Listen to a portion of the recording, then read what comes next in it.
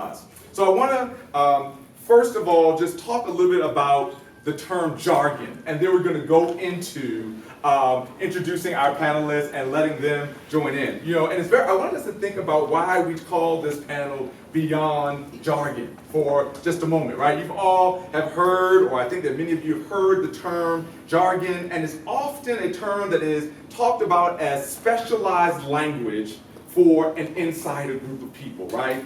It is often technical. It is often and sometimes pretentious, it is sometimes inaccessible, and it oftentimes masquerades at explaining something, but it often does the work of confusing us, right? And it often hides more than it explains, it often simplifies when we need greater complexity, and it often is used to advantage the in-group, the insider or the authority, right? I looked up today the etymology of the word jargon, right? And one of the things that I learned that jargon often comes from the term, the Old English meaning twittering, chattering, and eventually gibberish, right? So this jargon is a form of gibberish, right? That is often working, that is used to confuse and divide, right? So today we come to try to make it plain, right? Today our goal is to demystify, to unpack, to break down, to get rid of the jargon and the jumble and the variety of words that have been used to divide us, and to give the power back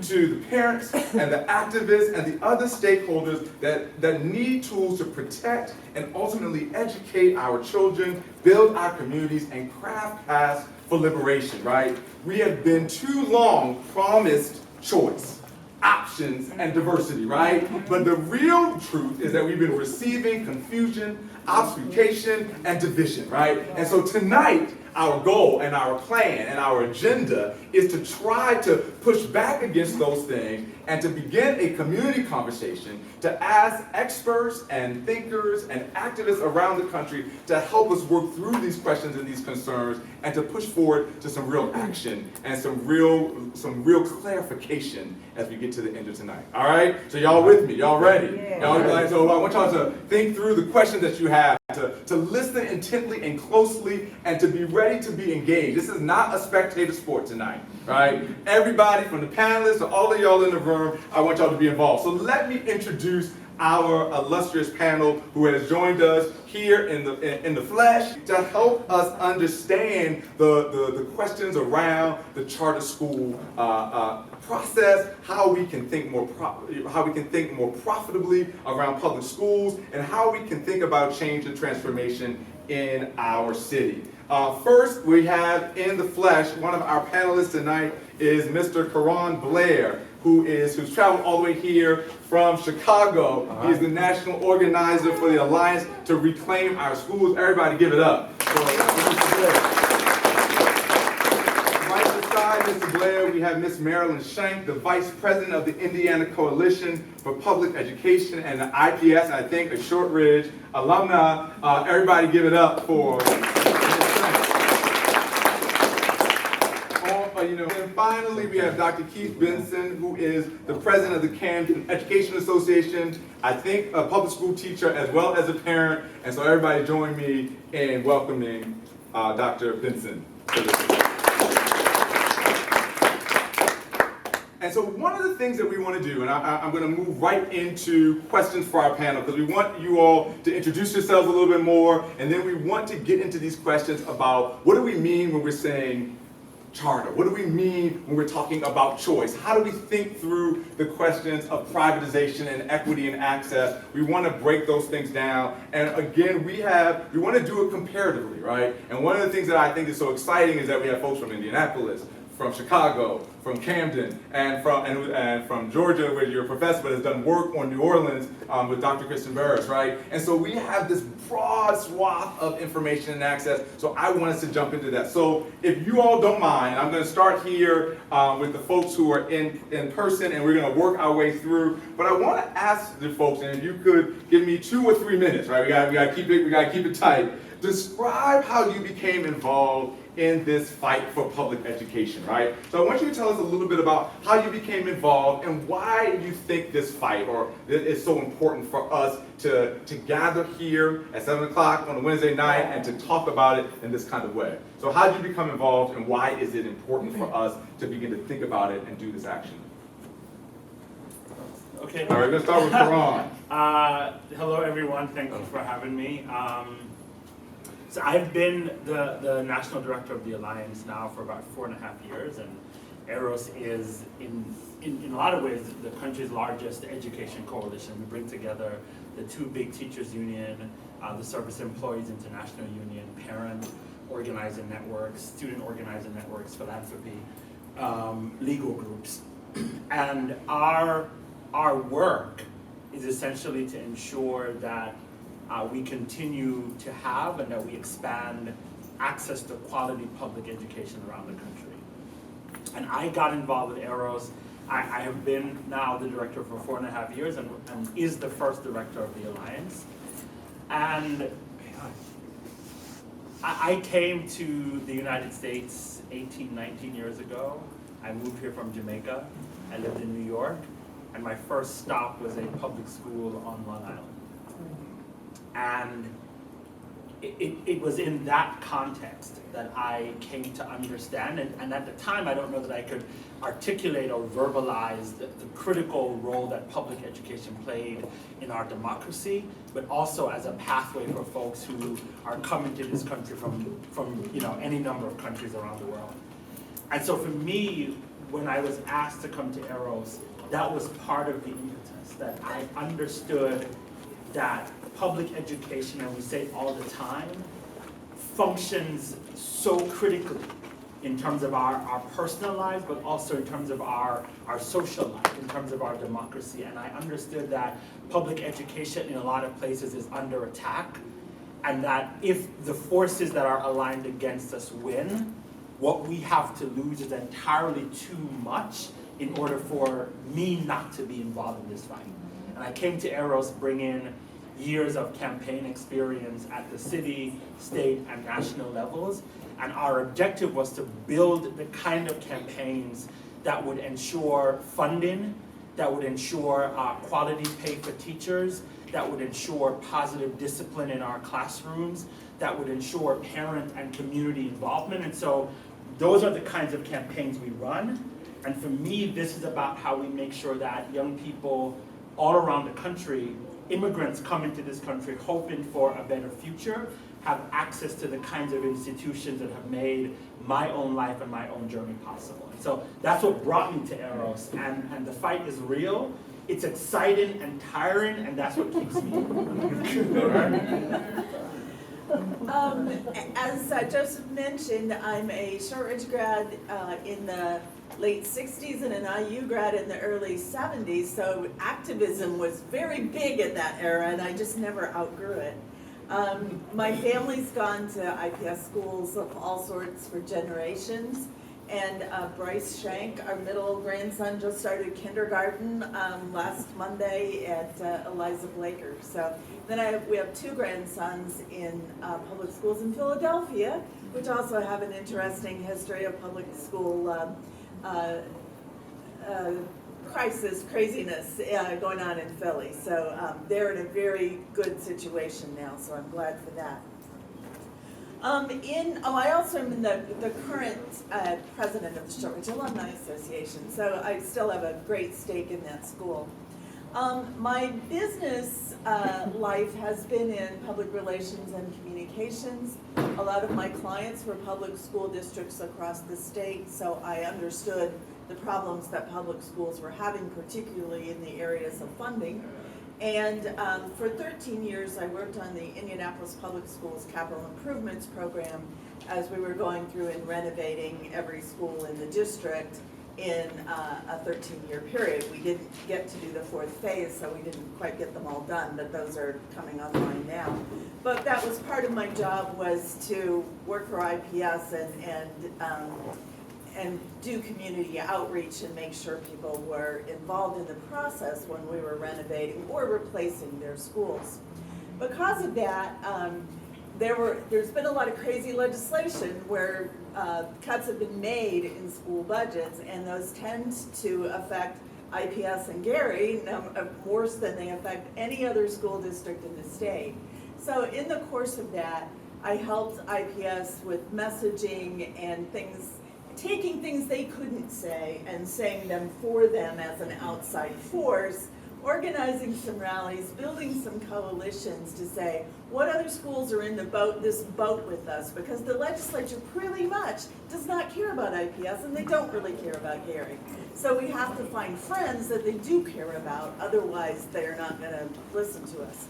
So I organized a couple of rallies and did some, as I call them, offshore websites to do some information sharing with people about what's going on.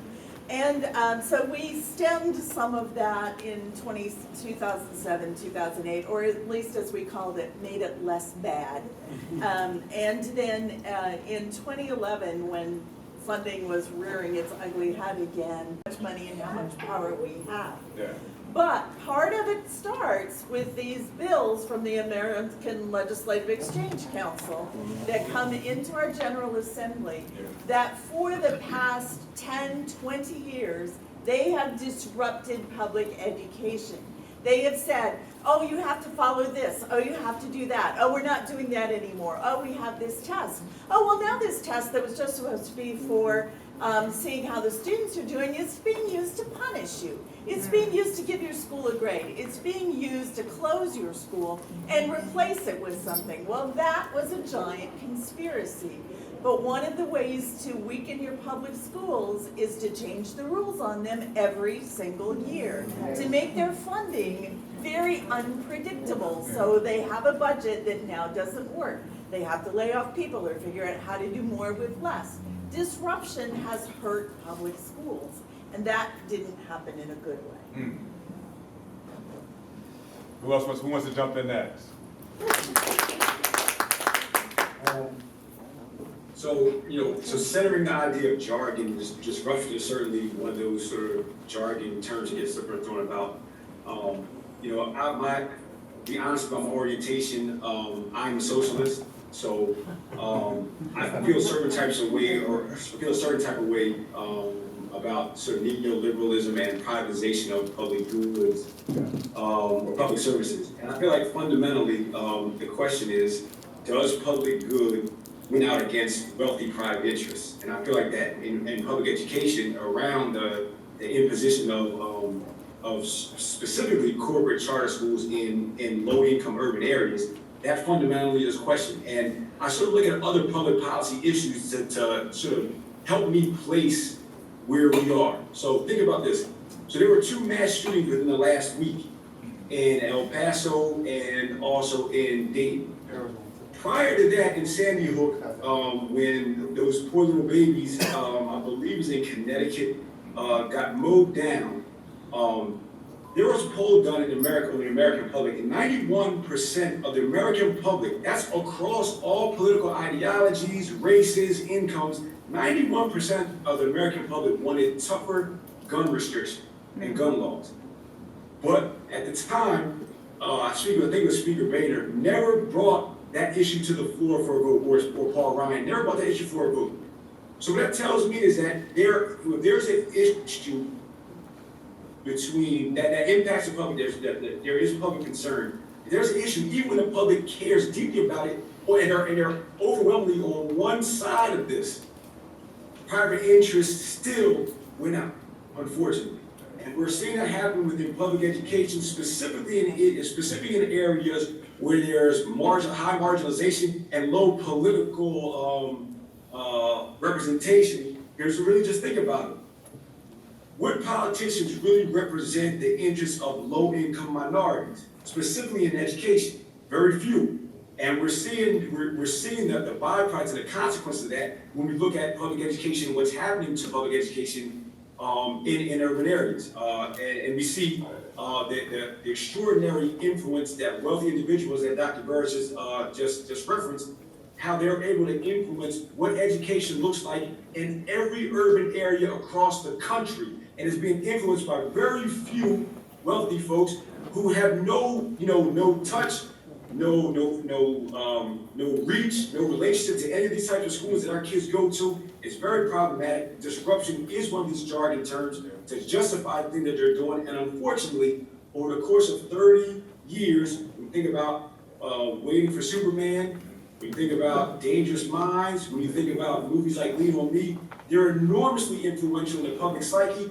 That also does not have a lot of sort of connection to these types of public schools. So they're very easy to be sort of cast aside and pilloried, and we're seeing the byproducts of it, unfortunately. So, I think a couple things, or maybe a few things. One is, I think an important distinction has to be made between charter schools and the charter industry. Okay. Right? So I think when you talk to everyday people and parents, and that's a lot of my work, like people don't necessarily care what you call the school. They have a very clear sense of how the school ought to function. And so whether it's public or parochial or private, or people understand that schools are to serve in a certain way and they are to be a certain way. And in a lot of ways, the charter industry disrupts all of our expectations around what schools are to do and the roles they are to play in our community. So that's the first thing. The second thing is that I think we have to also name that we're not necessarily having just a theoretical conversation, but we're talking about impact, right? So we can talk about the intent of charter schools and what it is they were intended to do, but in a lot of communities, their impact is actually the struggle that we have at Eros, right? So they tend to, as an industry, they tend to be anti-union. As an industry, they tend to be more punitive, right? Because the goal is we have to get all the kids that are not performing or functioning the way we want them to, because we have to keep our numbers, our records up in order to get funding. As an industry, they tend to cut out things like music and recess and creativity. As an industry, they tend to become more automated, so teachers get less opportunities to be creative and to do the thing that they actually come to the profession to do. And when I talk to parents, what they say is, if those schools function the way we understand schools to function, they probably wouldn't care as much, right? So in New Orleans, if charter schools came in and black educators kept their jobs and kept their unions, right? And so for me, when I talk about charter schools and people say, well, it doesn't really matter, I go, well, if we had unified standards and if we had a fair playing field, so I am categorically against charter schools and the charter industry. Not because of a philosophy, but because of impact and what I have witnessed in black and brown communities and the actual destruction that they have caused. The stuff that's on paper, I'm down with that. Okay, this sounds cool, but what I lived in New Orleans, what I have witnessed in New Orleans is community destruction. Yeah. And so for me, in that context, it is hard for me to say, well, I see how this could work or not work. And so for me, I'm thinking about the impact and not just the intention or the theory, but what is actually happening. When you do a survey, everything I just said, and then the other piece is that a lot of, when we talk about choice, right, think about what you want as a parent, as a student, as an educator. Most people aren't asking for choice. They're asking for quality schools as defined by things that we're all very clear on. Like, it's not a mystery. Schools need funding. Schools need well-trained educators. Schools need, place for creativity and a curriculum that prepares young people for a bright future. That's not a mystery. And yet everything about school reform treats it like a mystery and ignores what the people in this room are actually saying. And so people aren't saying, we want more choice. They're saying we want good schools in our communities where parents get to be involved, where young people feel safe, where they are learning and being prepared to participate meaningfully in our democracy, where teachers get paid well, where we mitigate the impact of poverty on learning. And everything that this administration has done, including Betsy DeVos, has been completely tone deaf to what parents are saying. And then you're saying, we're going to give you choice. And they're saying, we don't want more choice. We don't want more schools. We want schools that function a certain way. And our government in a democracy is best equipped to deliver that. Okay. All right. No, I mean, yeah. I want to push back, and then I want to open up. I want to get everyone involved. I want to think, because I think everyone hears what you all have just argued, right, about the structural kind of history, right, that Dr. Buras talked about, right, that, you know, the ways in which this has been kind of an industry that has operated in a particular way, the ways in which this is a kind of a cabal of like secret and hidden money that we do not see, right? But I want to push to the ground level a little bit too, and ask the question, right, for all of you to answer, you know, so you say, you know, I want a good school, right? Mm-hmm. But we have the history, we have the cabal of money, we have the problems, we have the structural inequalities, and so ultimately, when my decision comes to pick a school, right, then I am looking for a good option, right? Now, if the good option is the charter school, how do parents in cities around this country respond to that? How do we rise up? What language should we use? How do we challenge that system when you know it seems as if the good option so I think is the charter school or the school outside of the public option? Here's the thing, and as someone, you know, who does organizing, a part of what I say to people is we're not having an individual conversation. Okay. Like, I do not get in the business of telling an individual parent what they must do for their child. Right? Because that is a complicated choice, and as a parent, you're like, I want to set my kid up for a bright future. And so I think, as an organizer, someone, you know, I was in Louisiana when we started organizing against Walmart, and I said to people, I'm not going to be the one in the black community telling folks to boycott Walmart. But what we were able to do was to build a dual strategy that says, even if the local school is not functioning on par, and you have to make a decision to send your child to a charter school, that does not exempt you from the fight for greater democracy and quality public education. And so for me, I don't get into the finger wagging of, oh my God, your kid is at a charter school. This disqualifies you from being an activist on this issue, because that's a real thing, right? But what I invite people to do is to say, even if that is what you're left with, we can create through policy, through advocacy, through activism, better and greater options, more democratic options for our broader community, right? And so I come at it with a kind of empathy around, yes, this is the choice you are forced to make, but it does not prevent your involvement in this broader fight, and we're not going to shame you about the limited set of choices that you have to make. Any other comments? Dr. Benson? Yeah, go ahead. So one thing I like to say is that that in reference to choice, now this might be a really regional sort of phenomenon, but here in Camden, choice, as they throw that term out, is not really choice at all. Because what's happened is that our former superintendent closed schools without community input, without parent input, and reopened them under those CMOs, under CMO titles. So he closed a public school, and the very next year, opened up as a KIPP. So all those students who were Camden public school students are now KIPP students. That's not choice at all. You know, so the one we need to be cognizant of the term choice and how it's used, because it sounds like something that's really not in a lot of places.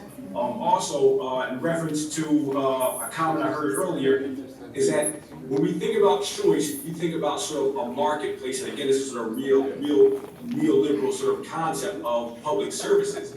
And what it does is it casts parents as customers, where you just simply shop for what you think is best for your child. When the reality is that public schools are made or are intended to serve the public and the community at large, whether you have children in that school or not, whether your children in school, particularly in spaces where folks don't have a whole lot of money. Newer is usually synonymous, unfortunately, with better. And in reference to the idea that Dr. Buras referenced, the parents showing up with t-shirts and saying, my kid, my choice. A lot of those groups are astroturf as hell.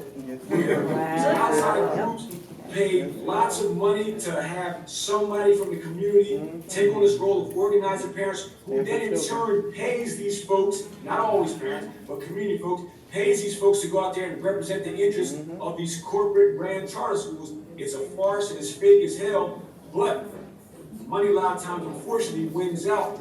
unfortunately, against public interest when the public is, minority, low income.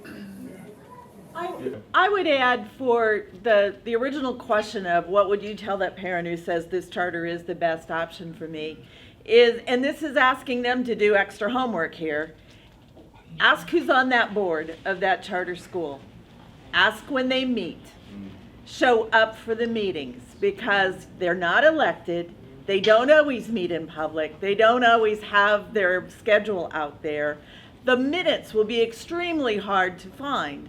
And so if you're not having a public school board, elected board, having public meetings and public input, you can't let these people operate in the dark because they'll get away with stuff they shouldn't.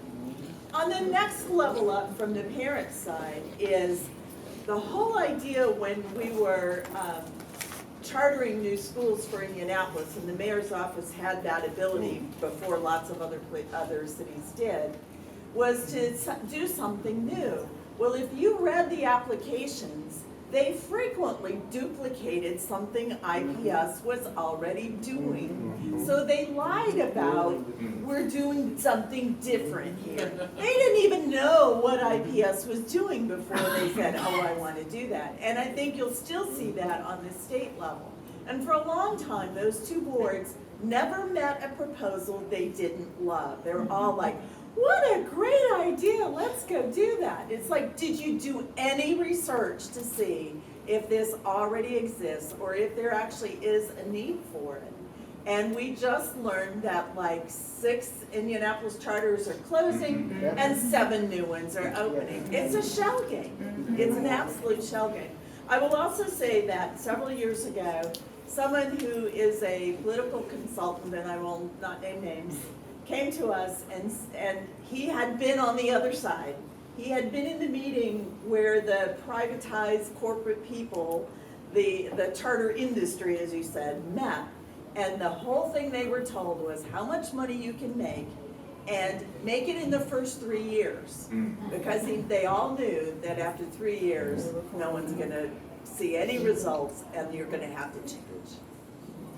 All right, I want to open up to the audience because I want to make sure that we ask questions that are of importance, and let's start off with some clarifying questions, right? Let's ask with questions if you have some questions that you don't understand, concepts or terms that our panelists have used that don't make sense to you, issues that you feel like we haven't unpacked yet, and then we can move into some deeper philosophical issues. And then I want to end up with us moving towards how are we going to move forward? What are we going to do next? What's our game plan as we leave here and as we move forward? So I'm going to open up to the audience, and I will repeat some of the questions so I make sure that all of our panelists, especially the ones that are not here, hear us, and then let's go from there. Who wants to start us off? Yes, go ahead. So I have a question. So the students that I serve are systems involved youth. So they are young people who have been referred through juvenile court, and they are also currently not in school. So they are a demographic that is affected by charter, public, all of them. So the majority of my students were slated to attend Marion, and then Marion shut down right before they were supposed to go to school. So now my students have been redistributed back to the schools that kicked them out anyway. So my question is, how can we better organize and advocate across whatever type of school for these young people, because they are silenced, ignored, and they are pretty much thrown away from all of the schools. And so how can we do better to ensure access to re-entry back into schools and have it be equitable? Okay, so the question, he started off with talking about that, he primarily deals with system-involved youth, folks that are coming out of criminal justice, other kind of issues, and he's saying that those students are often the most disadvantaged as it relates to our kind of application process, getting reintegrated to the school system. How do we also address them as it relates to the school choice and many of the issues that we've talked about this evening? How do we respond to that, and what are the ways that we can be attentive to those populations? How large of a group is that? Over the last 2 years, we've served 218 students. 218 students in Indianapolis, in Marion County. Yes. And that would be just your organization? just my And organization. that's just his organization. Yes. Primarily. And we can broaden this question about marginalized populations more broadly, right? You know, folks with special needs. Go ahead. I'm so ready for it. That's so right. They are the responsibility of the public school system to take them back after whatever time they've done.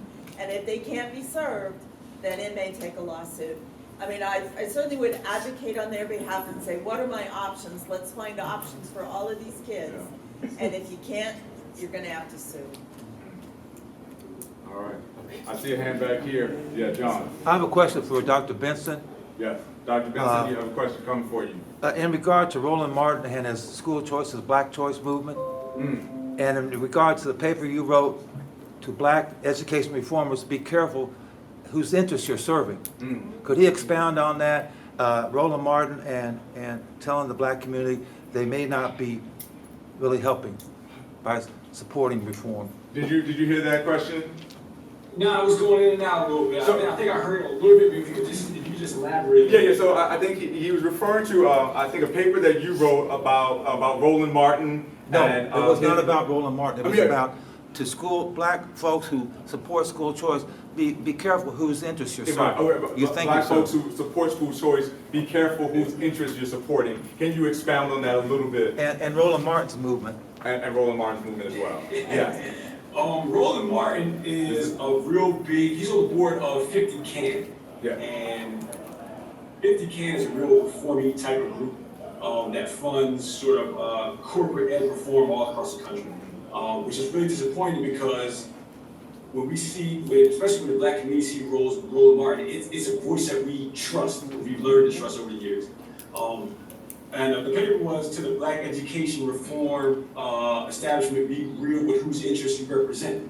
And what it was is pretty much critiquing that now, pointing out that the interests that were, posited by, white billionaires 20 years ago, sort of exclusively, and ed reform was at one time sort of a bastion and a fringe issue for a conservative right wing. But they sort of adjusted their messaging approach to include minorities like black and Latino folks who we recognize and we accept, like Dr. Steve Perry calls him, he's on CNN all the time because of America's most trusted educator. And, these folks have a following, and Rollin Martin really just stuck out as one. A couple people from Black Lives Matter, early founders of Black Lives Matter, are TFA folks who are proponents of ed reform that's really harmful to the masses of the black community. But because we see these folks and we trust these folks are given a pass for advocating for educational policies that kill our communities, that kill our public schools, that actually are staples of our black communities. So I'm just telling them, like, be real about what you're saying and whose interests you represent. Because I'm not seeing a prominent African American or Latino posit those views of ed reform that weren't paid to do so. These folks are given platforms, they're given, portions of South by Southwest, and they get the stages, they get these conventions and all this stuff, and it all looks like it's all like on the up and up, like they're just here for a better education for black kids. When the reality is they're funded. So I'm just telling them to be real about it. Cory Booker. Yeah. Dr. Shork said Cory Booker is another one. Kevin Johnson in Arizona, Phoenix, I think, was also another. But I want to ask a question, and I want to make sure let's clarify, and then I want to move into solutions. Is there any example or version of a community-based charter school because some of us have seen, hey, charter schools have been, there are hundreds of operators across the country, right? You look at the research, they say charter school operators are community-based, they're privatized, they are outside folks coming in, they are different groups that are making money. Are there examples of any versions of charter schools that we should be open and willing to see as positive contributions to our community? I'm trying to clarify this. Y'all gotta make it plain for me. I'm piping up because because, Yes, again, like come I on. said earlier, the conversation is not about individual charter schools. Okay, all right. I think, so the answer is yes. Okay. There are charter schools that you can find, individual schools that mirror a lot of the values that we appreciate, Mhm. right? When you think about the fact that public and public institutions have not always served Black people. Exactly. In fact, That's they right. have been antithetical to Black existence. Yeah. Right, so that Black folks in this country have always had to seek alternatives, right? So I'm not gonna deny that. Mm-hmm. And so we can find schools that lift up and ground education in Afrocentricity and talk about Black history in a Yeah. way that the public school is not gonna do that, Right. right? So we can name positive examples. Yeah. The conversation we have to have is about an industry, Okay. right? And that's why we're talking about the charter industry and the privatization industry and a movement that says we are going to eradicate Yeah. public education as the main option, right? Years ago at a meeting, Chris Christie, governor of Jersey, was recorded as saying public schools are the new gold rush. Right? It was like, so this is the new terrain. It's like we can if we close schools, charter them wholesale, Yeah. there is money to be made. Yeah. When we think about the people behind the industry, the Walton Foundation, they run Walmart. Walmart hires people, pays them up to 35 hours so they don't pay insurance. And then you're going to tell me that you care about the kind of education my kid gets? I don't believe that. Yeah. Right? The Broad Foundation in LA, right? So people, when we look at the individuals and the institutions behind the movement, that is when we go, you're not actually here for the liberation of Black folks or brown folks or poor people. You are here to line your pockets. And that's when we have to be suspicious. So to your question, yes, we can, but Yeah. while we can find individual charters that work, here's the flip side to that. We can find countless public schools that educate kids well, that offer, good curriculum, that teachers. So if those exist in mass and in far greater numbers, why aren't we investing and replicating in that model? Why advance a model that, according to the good doctor, is actually failing? Yeah. Like if we're saying, well, can we find good examples? Sure. Yeah. But we can find even greater and more profound examples of public schools that do exactly what we want them to do. So why not invest in that model?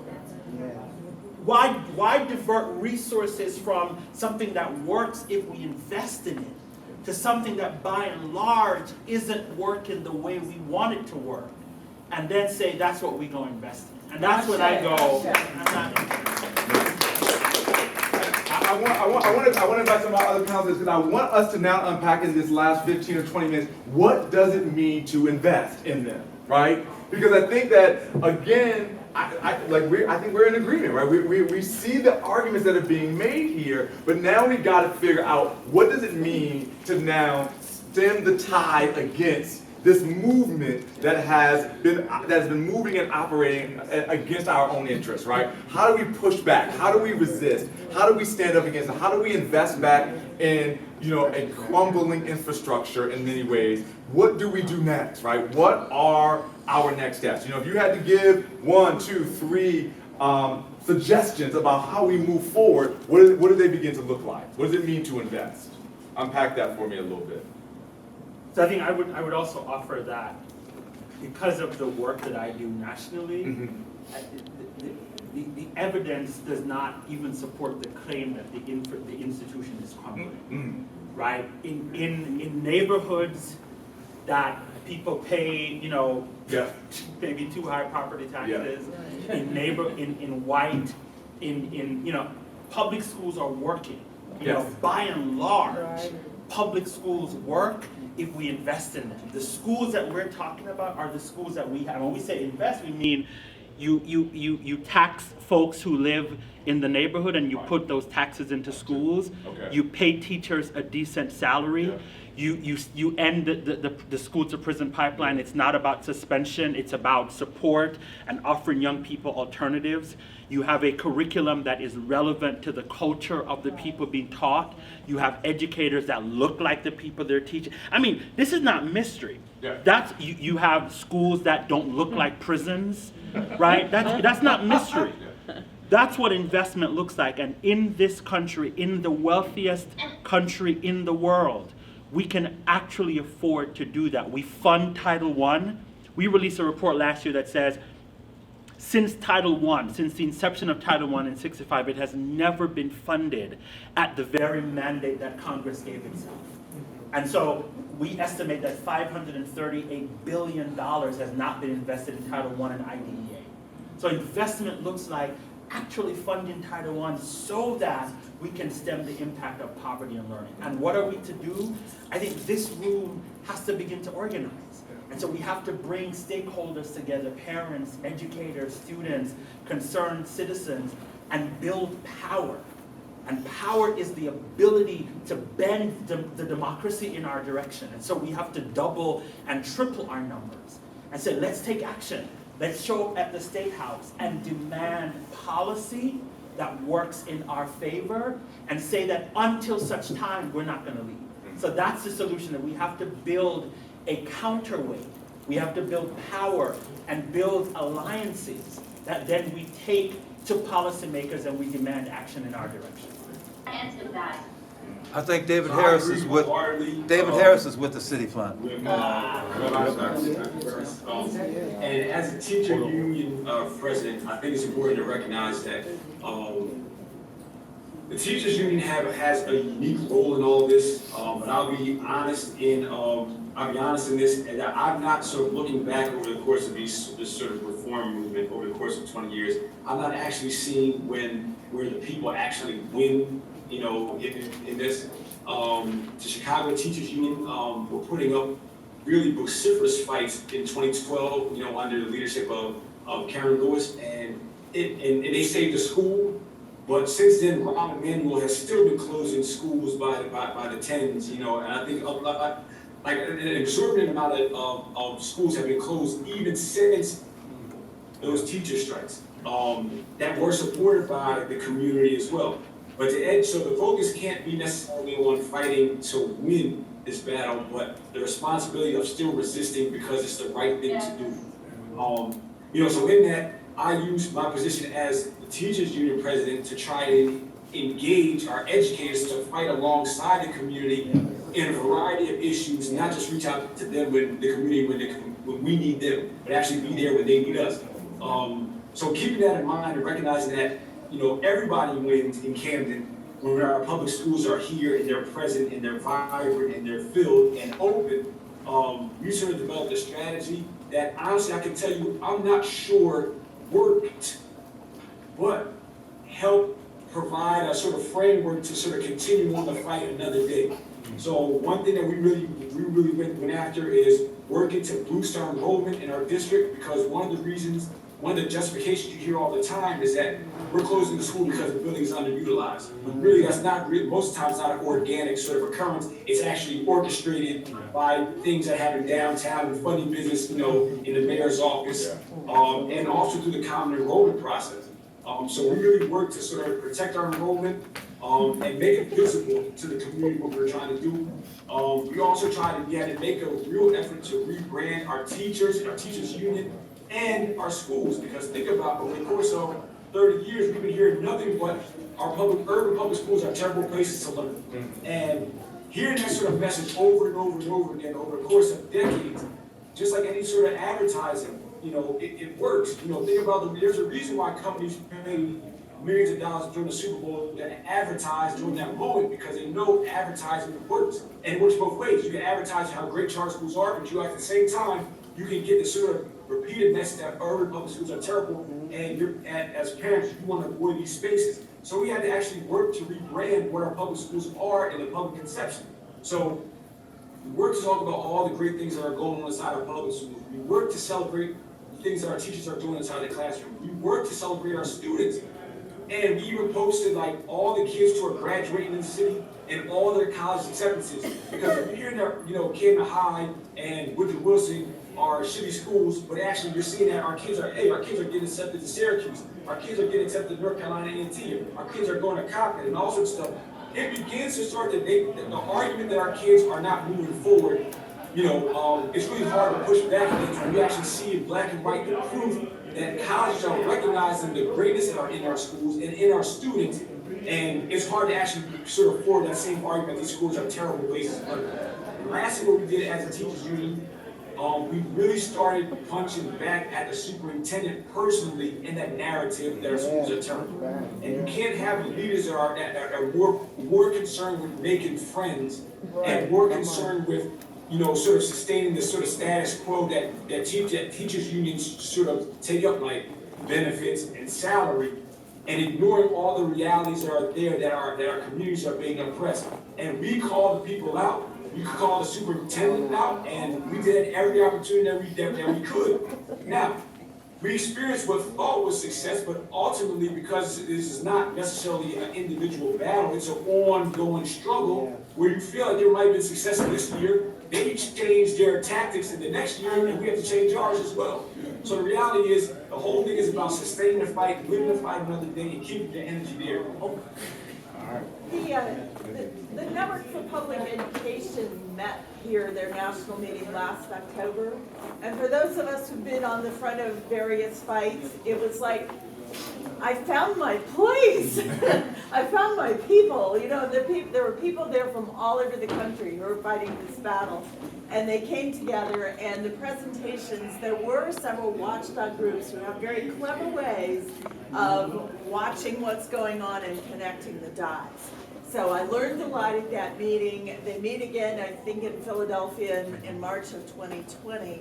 But Diane Ravitch is the one who convened them originally. She has a wonderful blog. Today's blog posting is talking about how charter schools are suffering from low enrollment all over the country. So we have this opportunity to start telling that story. Maybe their time has come, and maybe it's going. Yeah. And so sticking together is good. If you can't, Diane posts about 85 times a day. We post on the Indiana Coalition for Public Education Facebook, like 2 of the top ones every day. So if you can only take 2, join and watch over our Facebook page, and you'll see a lot of progress being made. Yes. So, if you want to have impact on this situation in Indianapolis, the IPS Community Coalition meets once a month. It's on our Facebook page. We're a multiracial, multi-income, we're spread all across the city. When we started this over 2 years ago, and then we supported 2 candidates, Commissioner Collins is here. My understanding is she spent less than $10,000. Mary Ann Sullivan spent over $300,000, and we beat her. 300,000. We beat her. We can win these struggles, but we need people to come to our meetings and pick up the steering wheel with us and work with us. We need people who are willing, people in the community, all aspects of the community, to work together to move this forward. We can win this battle. People can beat money. Yes. If we'll work together, people can beat money. Go to our Facebook page, IPS Community Coalition. We usually meet at Purpose of Purpose of Life Church out at 38th and Kessler. Come to our meetings and pick up. You can be involved, you can be a major voice in our organization just by coming and participating. If you want to have an impact on this, we can do it. Can I say, Yes, I'd like to please. piggyback on Jim for a minute, and that is, elections coming up. Yep. We need good candidates. There's a minority that usually disagrees with the majority, but the majority always wins. So, if you want to see change, then you have to put people in the right places. Well, I want to thank everybody for coming out tonight. I want to thank our fantastic panelists. Everybody give them a big round of applause.